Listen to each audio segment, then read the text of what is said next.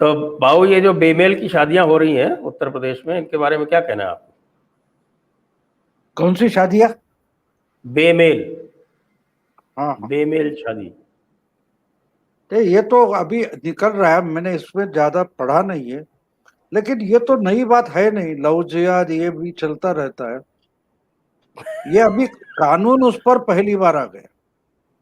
और अब देखिए, आज मैंने सुना कि जम्मू कश्मीर या कहीं से वो शीर्षा भी निकल आए बाहर कि हमको जम्मू कश्मीर में भी एंटी कन्वर्शन लॉ आना चाहिए वगैरह, लव जिहाद। तो ये तो चलता रहता है, ये सदियों से चलता है यार, बिल्कुल नई बात नहीं है आजकल। लेकिन हम खुलेआम उस पर बोलने लगे।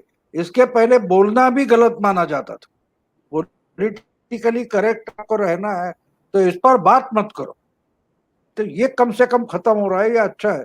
और देखिए, मैं एक बात मानता हूँ, जो कन्वर्शन है, आपने इस्लाम का जो स्टडी किया होगा तो आपको पता होगा कि पैगंबर के मरने के बाद 50 साल में अफगानिस्तान तक आधा ईरान अफगानिस्तान कवर हो गया।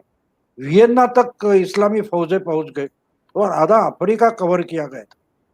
लेकिन एक सिंध जीतने के लिए, सिंध प्रांत जो था वो जीतने के लिए 700 साल लग गए। तो ये हमारे हिंदुइज्म की खासियत है, because we are not organize religion. बाकी सब जो धर्म है, रिलीजन्स है, वो ऑर्गेनाइज रिलीजन्स है। हिंदुओं में आपको एक एक को कन्वर्ट करना पड़ता है। जरतुष्ट का जो रिलीजन था, वो राजा कन्वर्ट हो गया तो बाकी अपने आप हो गए। या अफगानिस्तान की बात ले लो आप, और जगह के ले लो। लेकिन हिंदुस्तान में ये नहीं हुआ। तो हम उस सब जो आक्रमण था उससे बचे क्यों? क्योंकि हम ऑर्गेनाइज रिलीजन नहीं है। तो हम इस्लाम से अगर टक्कर ले सकते हैं तो इसी कारण ले सकते हैं कि हम डिसऑर्गेनाइज रिलीजन। हम हमको कोई शंकराचार्य नहीं बोल सकते कि तुम इस ढंग से रहो, इस ढंग से बर्ताव करो, ये नहीं बोल सकते। तो इसलिए मेरा धर्म मेरे पास है और मुझे अकेले को कन्वर्ट करना पड़ेगा। मास लेवल पर हमारा कन्वर्शन नहीं हो सकता। तो ये सब गिमिक्स चलेगी, ट्रिक्स चलेगी, उससे हिंदुइज्म को मुझे धोखा नहीं लगता। और जब राष्ट्र के नाम पर धोखा आ जाता था, संकट आ जाता है, तो हम रास्ते में आकर खड़े हो जाएंगे, लड़ेंगे। तो ये ठीक है, इन्होंने ये जो गिमिक्स कर रहे करने दो, कोई बात नहीं। उल्टा भी हो सकता है, एक बार ऐसा आ जाएगा कि हम रास्ते पर खड़े हो गए तो अपने आप कन्वर्ट हो गए। मैंने 71 के वॉर में मेरे दोस्त थे जुन्नर कर्नल से, वो शक्करगढ़ इलाके में वो गए थे। तो उन्होंने बताया था, तो हम जाते जाते तो हम खुद डर गए कि अरे गांव में भी कोई नहीं मिल रहे तो क्या है। तो लुंगियां छूटी थी, पजामे छूटे थे, छोड़कर भागे थे। तो हम लड़ने निकले तो बहुत हम तो हमारा पेशवा राघव पेशवा तो अटका अटक के पार गया था ना। हाँ, हाँ, हाँ, हाँ, हाँ। तो हमको अटक से मालूम है कटक। कैसा लड़ना है। तो अटक हाँ, से हम कटक। हम हम लड़ने के लिए निकले। तो देखते हैं हम सौ, हमारी ये तो, हम भगवान श्री कृष्ण को मानते हैं। तो उन्होंने तो शिशुपाल के लिए 100 गुना माफ माफ किए थे। तो तब तक हम रुकेंगे, तब तक हम रुकेंगे। लेकिन जिस दिन 100 अपराध पूरे हो गए तो हम निकल पड़ेंगे। और शायद ही गल्फ में भी कुछ बचेगा। अब देखिए ना, अब गल्फ में भी हिंदुओं के मंदिर खड़े होने लगे। ये क्या बात छोटी है? तो ये यहाँ के जो क्या बोलते हैं उसको, कन्वर्ट हो गए, ये चिल्ला रहे हैं। इनको इनको तो वहां कोई मुस्लिम मानता भी नहीं। मैंने एक इंटरव्यू पढ़ा था, वो शाही इमाम जो है दिल्ली के, उनको कहा, वही काबे के पास रोका गया। तो उनको बोले तुम हिंदू हो? तो बोले हिंदू ने, मैं हिंदी मुस्लिम हूँ। तो बोले हिंदुस्तान में रहते तो हिंदू ही हो, तुम ओरिजिनल मुस्लिम नहीं हो। ऐसा बोला गया उनको। मैंने इंटरव्यू उनका पढ़ा था, मेरे का रेडिफ.com पर पढ़ा था 10-12 साल पहले। तो ये कहा कि ये बताना चाहते जोर शोर से, ये हमारे यहाँ के सेक्युलर जो है ना, उनकी वही हालत है लिबरल्स को, उनको चिल्ला चिल्ला कर बोलना पड़ता है। मेरे साथ एक लिबरल मुस्लिम की आर्ग्यूमेंट हो गई थी, तो मैंने बोला भैया अगर तुम ये रोज चिल्ला चिल्ला कर क्यों बोलते हो 5 बार अल्लाह अकबर, तो बोले अल्लाह इज ग्रेट है बोलते। तो बोले हमारे गणेश भी ग्रेट है, राम भी ग्रेट है, भगवान श्री कृष्ण ग्रेट है, या हनुमान भी ग्रेट है, हम कहाँ चिल्लाते हैं? उसकी जरूरत नहीं, उसको भी मालूम है वो ग्रेट है, हम भी मानते हैं ग्रेट है। आपको मालूम है कि वो ग्रेट नहीं है, इसलिए रोज चिल्लाते हो, तो उसके पास आर्गुमेंट ही बचा नहीं। बोला जो ग्रेट है उसको चिल्ला के क्यों बताना पड़ता है? तो ये सही लोगों है। को आर्ग्यूमेंट में आप हराओगे तो आप जीत सकते। कोई बात नहीं, मैंने बोला कि 5 बार चिल्लाने की जरूरत नहीं ना, क्योंकि तुम डरे हो, तुमको मालूम है वो ग्रेट नहीं, और उसको भी मालूम है, इसलिए वो ऑर्डर देता है दिन में 5 बार मेरे नाम से चिल्लाओ।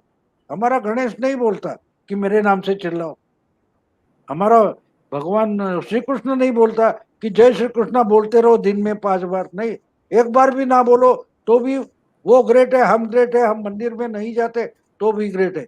आप दिखाओ। अरे हमारे डॉक्टर रफीक झकेरिया थे, महाराष्ट्र के हम्म। मिनिस्टर भी रहे, उन्होंने अब्दुल कलाम के बारे में आर्टिकल लिखा था, प्लीज डोंट कॉल हिम मुस्लिम, वो दिन में 5 बार मस्जिद नहीं जाते, ये लिबरल मुस्लिम बोल रहा है। तो ये कितने डरे हुए हैं ये समझ लो। जिन्ना भी नहीं जाते थे। हाँ बिल्कुल, क्योंकि जिन्ना का तो मामला अलग मेरा ही था। कहने का मतलब ये कि ये चुटपुट घटना होते हैं जिसके बारे में लोग बोलते हैं वो भी मुझे पसंद है, क्योंकि चिल्लाना भी जरूरी है, लेकिन हमको, हम जैसे लोगों को चिल्लाने की जरूरत नहीं। आम आदमी चिल्लाता है तो चिल्लाने दो, वो भी जरूरी होता है। वो गलत है ऐसा मैं नहीं मानता, मैं नहीं चिल्लाऊंगा उसके बारे में, लेकिन जो चिल्लम चिल्ली कर रहा है वो मुझे गलत नहीं लगता, क्योंकि उससे भी एक जन जागृति होती रहती नहीं, वैसे जब मैंने बेमेल शादी के बारे में बोला था, तो मेरा जो लव जिहाद से, जो ये लव जिहाद किया है हमारे असदुद्दीन ओवैसी ने इसके राजभर के साथ में, मैं इस लव जिहाद की बात कर रहा था। नहीं नहीं, ये तो देखो ओवैसी वगैरह चिल्लाता रहता है, उससे कोई मतलब नहीं उनको। बिहार में सब जीत गए तो गए, बंगाल में क्या हो गया? और यहाँ भी हमारे यहाँ शुरुआत तो ओवैसी ने महाराष्ट्र से की, नांदेड़ कॉरपोरेशन में, निगम, नगर निगम में उनको कुछ 12-15 सीटें मिली थी, और वहां से उन्होंने शुरुआत की। हैदराबाद के बाद पहला उनका एक्सपेरिमेंट महाराष्ट्र में था। इसका कारण भी आप समझ लो कि साउथ इंडिया में जो मुस्लिम है वो वहां के किसी ना किसी पार्टी से अटैच है, इनको कोई पूछता नहीं, इसलिए ये नॉर्थ इंडिया के मुस्लिमों के नेता बनना चाहते। महाराष्ट्र में भी जहां MIDC यानी इंडस्ट्रियल डेवलपमेंट हुई है, वहां नॉर्थ के मुस्लिम आकर बसे हैं, वही उनका कुछ चाल चलन दिखाई देता है ओवैसी का। तो ये नॉर्थ में कोई मुस्लिम लीडर बचा नहीं, वो वहां घुसने की कोशिश कर रहे हैं। और वो बार बार क्या बोलते हैं देखो, कि समाजवादी पार्टी मुस्लिमों की नहीं है, उनका लीडर कहाँ मुस्लिम है? ओवैसी क्या बताते, मैसेज क्या देते हैं देखो। तो वो राजभर के साथ जाएंगे, यहाँ उन्होंने प्रकाश अंबेडकर के साथ, वंचित आघाड़ी के साथ ये किया था, वो करने दो, कोई बात नहीं। देखिए मैं मानता हूं कि मोदी की जो रणनीति है, स्ट्रैटेजी है, वो इस ढंग से चलती है कि वो मारेंगे लेकिन दिखेगा नहीं, दिखेगा नहीं। आपको जख्म होगा, लेकिन आप मोदी को नहीं ब्लेम कर सकते, बिल्कुल नहीं ब्लेम करें। अब कश्मीर में देखो, ये चिल्ला चिल्ला कर आ गए, ये है वो है, आ गए निकल गए, मोदी ने एक शब्द भी नहीं बोला है अभी तक कि क्या करने वाले। और मोदी क्या करेंगे उस पर फरूक बोल रहे हैं, महबूबा मुफ्ती बोल रही है, ये मोदी का तरीका है। मोदी का तरीका ठंडा करके पियो, मेरी जुबान को नहीं जलना चाहिए, ठंडा करके, जिसको पी रहा हूं उसको जलाऊंगा, गर्म करूंगा, लेकिन मैं तो ठंडा करके पीऊंगा। ये मोदी का तरीका है। तो यूपी में भी उनका राजभर आए या और कोई आए, उसे एक बात आपने 300 लास्ट टाइम बीजेपी ने 300 सीटें जीती, उसका स्टडी किया है? 73 सीट 14 में आ गई लोकसभा में। आपने उस चुनाव का बारीकी से अभ्यास किया है? 14 में मुस्लिमों का एक भी कैंडिडेट लोकसभा में किसी भी पार्टी से नहीं आया था, याद है आपको? 80 में से एक उत्तर भी प्रदेश में। मुस्लिम एमपी यूपी से नहीं बना। हाँ, नहीं बना। और उसके पहले 2012 में जो असेंबली का चुनाव हुआ था 9.5 साल पहले, उसमें हिस्ट्री में पहली बार 68 एमएलए मुस्लिम थे। तो मोदी को जो जीत मिली है ना, वो 68 एमएलए से मिली है। करे इतने इतने परसेंटेज कितना है? मुस्लिमों का परसेंटेज 25% है, उत्तर प्रदेश में 20 है, 20% है। 19.5। और कितने 68 आ गए, ये पहली बार हुआ था। और वो जो बोलते हैं ना क्या, वेदना थी, वो जो दर्द था, वो 2014 में दिखाई दिया, और वही दर्द 2017 में दिखाई दिया। और मायावती और अखिलेश इकट्ठे आ गए, तो मायावती के 10 आ गए, उसमें 5 मुस्लिम है, तो वो मायावती के नहीं है। दानी शैली तो नॉर्थ कर्नाटका के है, वो वहां से एमपी बने। तो पोलराइजेशन जो है, ये जितना चिल्लाएंगे वो पोलराइजेशन होगा। और बिल्कुल हाँ, मैं मानता हूं कि कुछ यहां वहां होगा तो 300 नहीं हो गए, शायद 275 हो गए, 270 हो गए। ये जो पहले का जो था, वो 4 पार्टियों में डिवाइड होता था, और जितनी बीजेपी है उतनी ही बीएसपी थी, उतनी ही एसपी थी। अब बीजेपी का पलड़ा भारी है। बीजेपी का पलड़ा देखिए, 2 इकट्ठे आने के बावजूद 63 मेरा ख्याल है, कितने आ गए बीजेपी के? 63 एमपी आ गए। तो ये हाँ, छोटी बात 64, नहीं है। 62+2। हाँ, तो वो बात आपको समझनी। देखिए, दूसरी बात ये होती है कि वोटर जब वोट करता है तो वो ढंग से सोचता है कि भाई काय का नगर निगम का है। हाँ, तो नगर निगम का जो वोट होता है, तो मेरा जो वार्ड है, वो वार्ड में दिखने वाला कोई चाहिए, वार्ड में दिखने वाला कोई चाहिए। मैं दौड़ के जिसके पास जाऊं, ऐसा कोई मुझे पार्षद चाहिए। लेकिन जब चुनाव क्या बोलते हैं, असेंबली का होता है, तो मुझे कम से कम मालूम होना चाहिए कि कौन है भाऊ तोरसेकर, कौन है, क्यों मैं उसको वोट दूं। पार्टी छोड़ो, लेकिन भाऊ तोरसेकर मेरे इलाके का है या नहीं है। और पार्टी भी होनी चाहिए, और कैंडिडेट भी होना चाहिए। लेकिन पार्लियामेंट का चुनाव होता है तो पार्टी होनी चाहिए। देखिए, गोरखपुर और फूलपुर में बाई इलेक्शन जो था लोकसभा का, वो तो सोशलिस्ट समाजवादी पार्टी ने जीत लिया। लेकिन जब जनरल चुनाव आ गया, तो दोनों जगह फिर बीजेपी को मिल गई। क्योंकि उपचुनाव में एक एमपी चुनना होता है, और जनरल इलेक्शन होता है तब प्राइम मिनिस्टर या सत्ता वाली पार्टी चुननी होती है। ये आम आदमी को पता चलता है, वोटर को। इंटेलेक्चुअल जो है, या तो सेफोलॉजी करने, उनको पता नहीं चलता। हमारा वोटर बहुत बहुत समझदार बन गया, उसको पता है क्या करना है। अब और एक बात बता दूं कि अगर वो भाऊ तोरसेकर का चुनता है, इस इलाके का एमएलए करके चुनते, तो भाऊ तोरसेकर को जो वोट मिलते हैं वो पूरे भाऊ तोरसेकर के नहीं होते। भाऊ के वोट समझो उसमें 25-30% होते, 25-30% उसके पार्टी के होते, और बचे जो 30-35 या 40% वोट ऐसे होते हैं जो कोई भी दूसरा नहीं चाहिए, या दूसरी पार्टी नहीं चाहिए, इसलिए भी भाऊ को मिलते। अगर वो नहीं होता तो उसके पास चले जाते हो।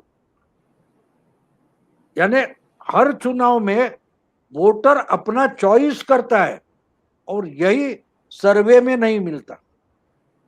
इंटेलेक्चुअल को सेफोलॉजी, वो पॉलिटिकल एनालिस्ट को समझ में नहीं आता। वो अभी भी तो समझो 1990 और 1995 का जो थीसिस है, उस पर अटके हुए कि इतने राजभर है, इतने कुछ जातव है, उतने कोई और पटेल है, इसमें जो अटके हैं। तो आप और एक बात बता दूं कि मुझे ये अजीब कहाँ लगा था जब ये मंडल मंडल सिफारिशें इम्प्लीमेंट हो गई। तो वहां का एक पत्रकार, मुझे नाम भूल गया, उन्होंने बढ़िया बात बताई।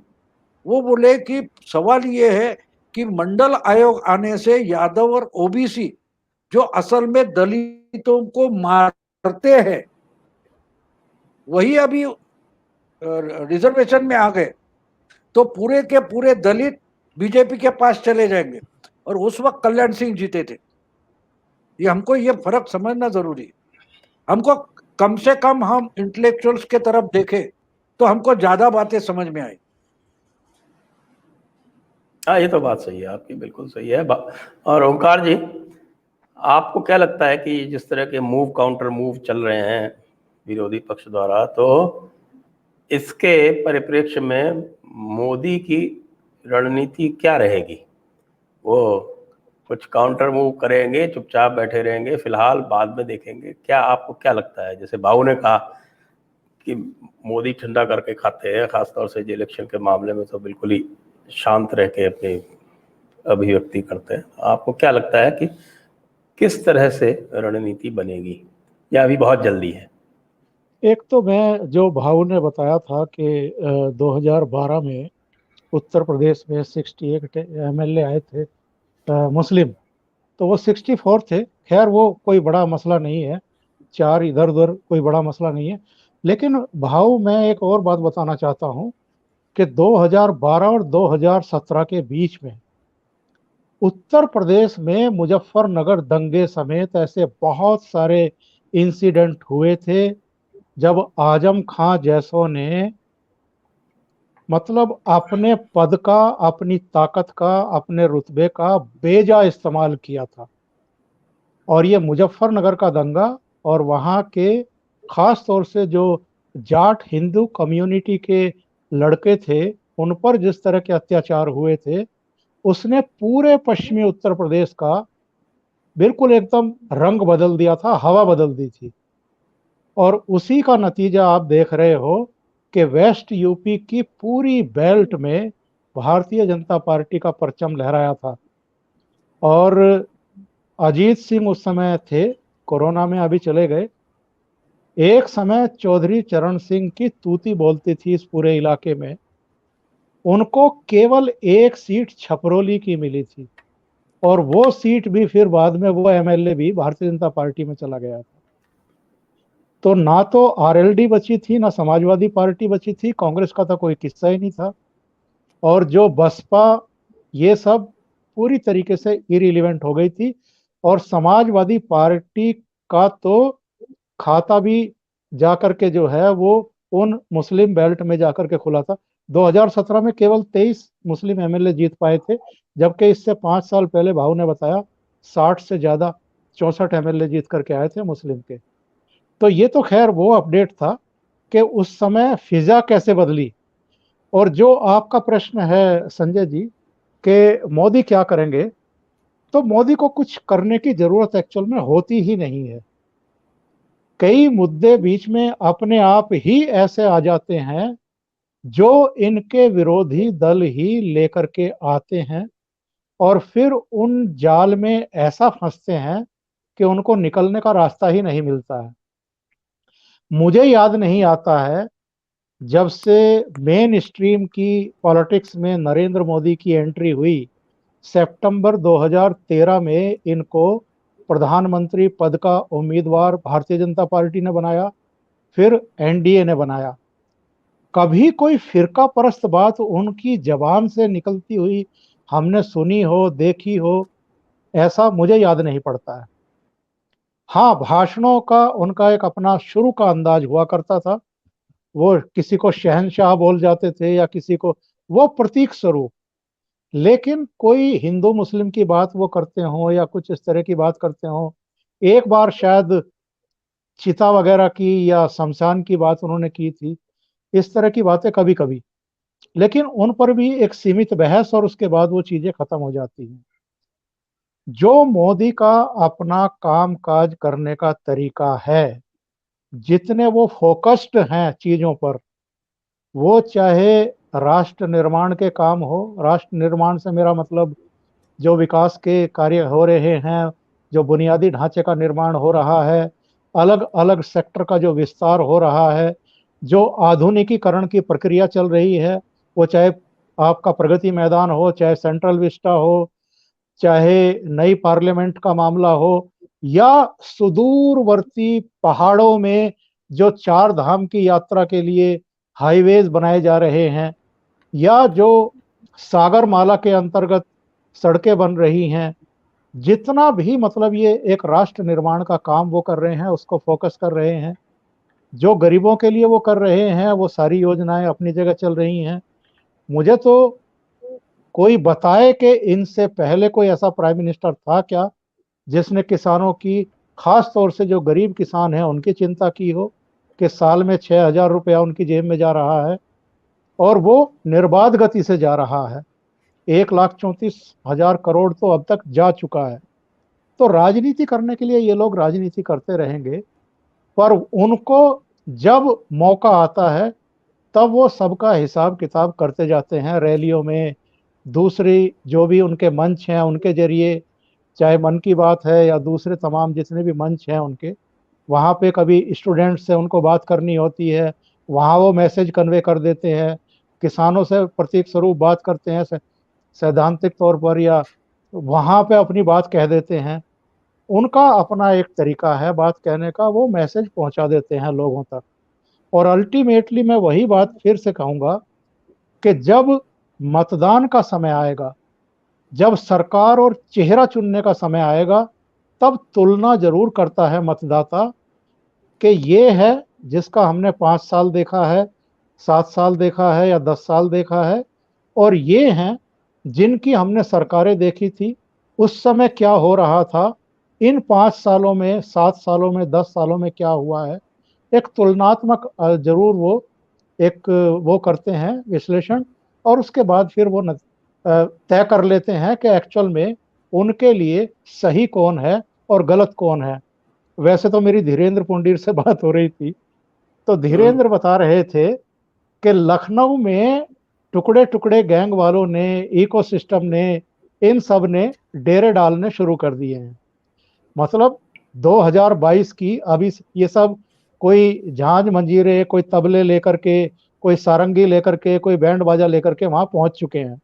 इन्होंने वहां डेरे डाल दिए हैं। तो ये सब अपनी अपनी धुनें बजाएंगे, पब्लिक भी सुन लेगी इनकी, लेकिन अल्टीमेटली उनको फैसला करना है कि उनके लिए बेहतरी किस में है। बिल्कुल। तो अब इससे पहले कि हम दर्शकों के प्रश्नों की ओर चलें, मैं चलते चलते भाव से और पूछ लेता हूं। बस 2 शब्द मैं बोलता हूं, आप बता दें। राहुल गांधी क्या होगा? राहुल गांधी तो आजकल ट्विटर से भी गायब हो गए। अभी मुझे पता नहीं चलता क्या कर रहे हैं। आज तो मैंने अभी अभी हमारा प्रोग्राम शुरू होने से पहले देखा तो सिद्धू उनको मिलने गए थे, उनसे भी नहीं मिले। अरे तो क्या कर रहे हैं पता नहीं, तो मैं क्या बोलूं उनके बारे में। वो अपने आप में मसरूफ है, खुश है। हो रूपम हो ध्वनि।